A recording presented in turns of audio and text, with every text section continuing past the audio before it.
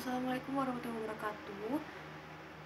Kami di sini kelompok 10, saya Indania Fitri-Hoirindan, dan nanti ada dua teman saya yaitu Anissa Nuril Fadila dan Felina Batari Saujana akan menemani kalian pada pertemuan kali ini, yaitu materi time value of money atau nilai waktu atas uang. Dan nanti akan dipelajari juga tentang pengertiannya, lalu ada konsep-konsepnya.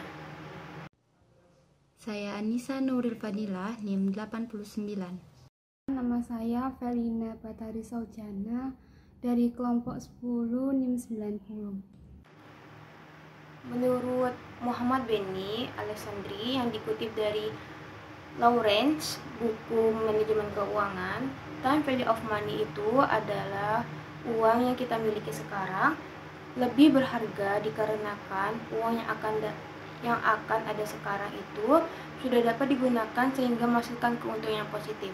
Keuntungan yang positif ini maksudnya nanti akan bisa diinvestasikan pada masa depan, begitu teman-teman. Dan menurut Sutrisno dalam buku manajemen keuangan memiliki dua konsep, yaitu nilai masa depan dan nilai masa sekarang. Nilai masa depan yaitu nilai yang masa datang dari uang yang akan diterima atau dibayarkan pada masa sekarang dengan mempertimbangkan tingkat bunga setiap periode selama jangka waktu tertentu. Jadi kalau uangnya itu akan sering dibayar, maka uang itu akan semakin besar nominalnya. Dan nilai masa sekarang itu yaitu atau disebut nilai diskonto adalah suatu hal yang dimanfaatkan untuk mencari nilai suatu perjumlahan tahun yang akan datang dari jumlah yang diterima sekarang pada waktu yang sudah ditentukan, atau penjumlahan dari future value. Future value sendiri yaitu beberapa nilai uang saat ini untuk ditentukan di masa yang akan datang. Simple interest atau bunga biasa. Bunga biasa adalah bunga atau pertambahan nilai uang pada uang hasil pinjaman dari bank sesuai dengan jangka waktu yang dihitung berdasarkan jumlah awal uang yang dipinjam.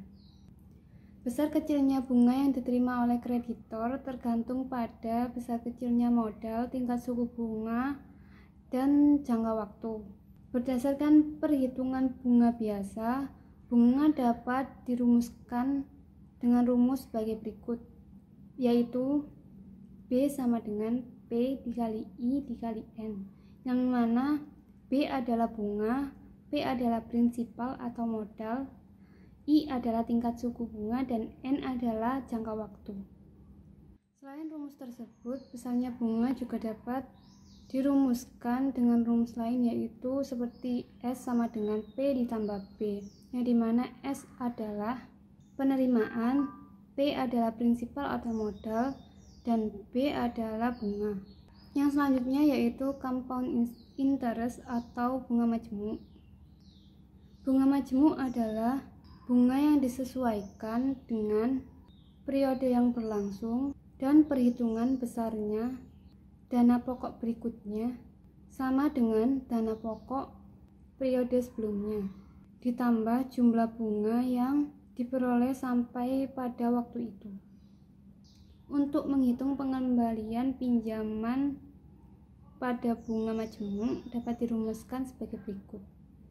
F sama dengan P dalam kurung 1 ditambah R tutup kurung pangkat N, di mana F adalah nilai yang akan datang, P adalah nilai sekarang, R adalah tingkat suku bunga dalam bentuk persen, dan N adalah jumlah periode.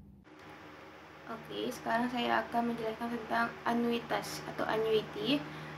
Anuitas adalah pembayaran sejumlah uang dengan jumlah yang sama pada periode tertentu pada tingkat bunga tertentu juga.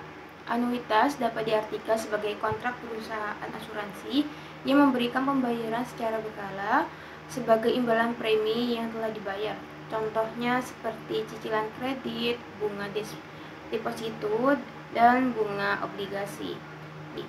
Nah, di sini ada rumusnya, yaitu FV buka kurung A sama dengan A dikali 1 ditambah I tutup kurung pangkat N dan dikurangi 1 dibagi 1. Yang dimana kalian bisa baca sendiri ya, F dan V itu merupakan nilai anuitas pada waktu N atau semisal pada tahun ini bulan keberapa gitu.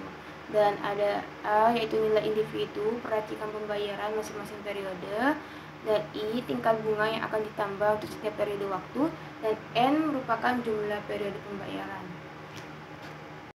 Untuk selanjutnya, saya di sini akan membahas tentang studi kasus, yang mana studi kasus yang kami ambil di sini berdasarkan jurnal yang berjudul Analisis Time Value of Money atas proses penyelesaian restitusi pajak pertambahan nilai studi kasus terhadap wajib pajak Badan PT XY. PT XY merupakan perusahaan yang berdiri sejak tahun 1989 dan telah dikukuhkan sebagai PKP yang usahanya bergerak di bidang ekspor hasil produksi pengolahan kayu atau furniture. PT XY merupakan salah satu perusahaan yang selalu mengajukan restitusi PPN karena atas kegiatan usaha yang dilakukan utamanya bergerak di bidang ekspor lebih besar daripada penjualan lokal. Permohonan restitusi PT XY yang lama menyebabkan uang restitusi diterima dalam jangka waktu yang lama. Nah, karena hal itu, maka akan berkaitan dengan nilai waktu atas uang.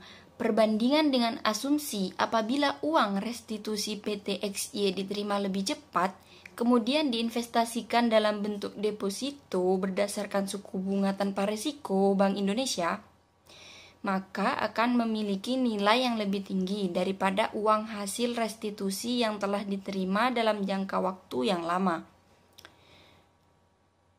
Proses restitusi yang praktis, mudah, dan akurat diperlukan persiapan dan pertimbangan yang baik dari PT XY serta adanya kebijakan baru mengenai restitusi PPN atau pajak pertambahan nilai itu sendiri.